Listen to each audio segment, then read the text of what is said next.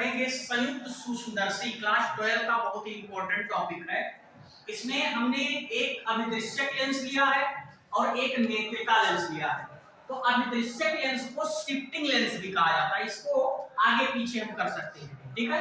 तो अभिदृश्यक लेंस के द्वारा बनाया गया जो प्रतिबिंब है वो इस नेत्रिका लेंस के लिए किसका कार्य कर रहा है, वस्तु का कार्य कर रहा है।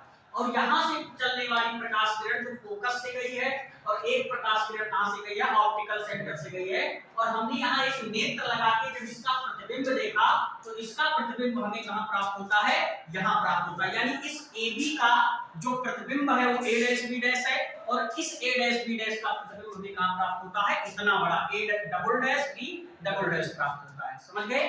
अब जरा ध्यान दीजिए, हमने माना है कि ये जो अल्फा बीटा m बराबर बीटा बटे अल्फा होता है, दर्शन कोण जिसको हम कहते हैं, उसके लिए हमने m बराबर A', B' बटे E पिछले डेरिवेशन में हमने निकलवाया था। और उसके बाद जो m का मान आया था वो आया था -b0 बटे u0 d बटे ue और m बराबर आया था -b0 बटे u0 d बटे be प्लस d बटे fe। अब इसके आगे हम करते हैं, हम दो त्रिभुज लेते हैं A' B' f। एक देखिए A' B' F, एक त्रिभुज ये लेते हैं FO यानी ऑब्जेक्टिव लेंस की, और POF' यानी POFO इसको लेते हैं। इसमें ये दोनों समरूप हैं और इसके लिए समरूप की प्रॉपर्टी क्या है, A' B' बटे OP यानी उसका जो लंबाई है और इसकी लंबाई B'FO O'FO की क्या है, बराबर है। तो इसका मान हमने रख दिया और ये सारा मान जो B0 U0 का मान आया है इसको उठाकर हमने समीकरण नंबर 1 में रख दिया।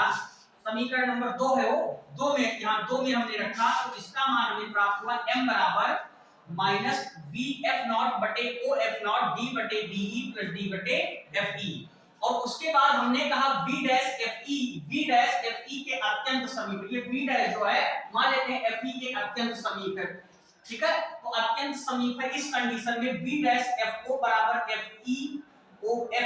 FO को मैंने मान लिया L यानी उस ट्यूब जो है उसकी लंबाई है उसको मैंने L कंसीडर किया। तो यहाँ रख दिया m बराबर -L बटे F0 d बटे BE प्लस d बटे FE। अब इसमें तो ये आपका फार्मूला संयुक्त सूक्ष्मदर्शी के आवर्धन का फार्मूला है।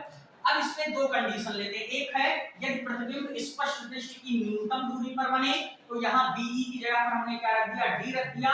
तो m बराबर -L बटे F0 1 plus d by FE प्राप्त हुआ। और यदि प्रतिबिंब अनंत पर बने तो इस केस में हमने यहाँ क्या रख दिया, इनफाइनाइट, तो हमें m का मान ये प्राप्त हो गया, ठीक है।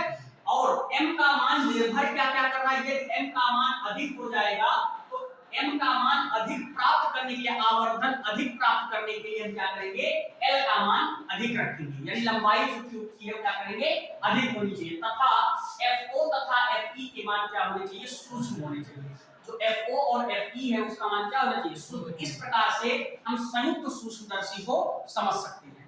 Thank you.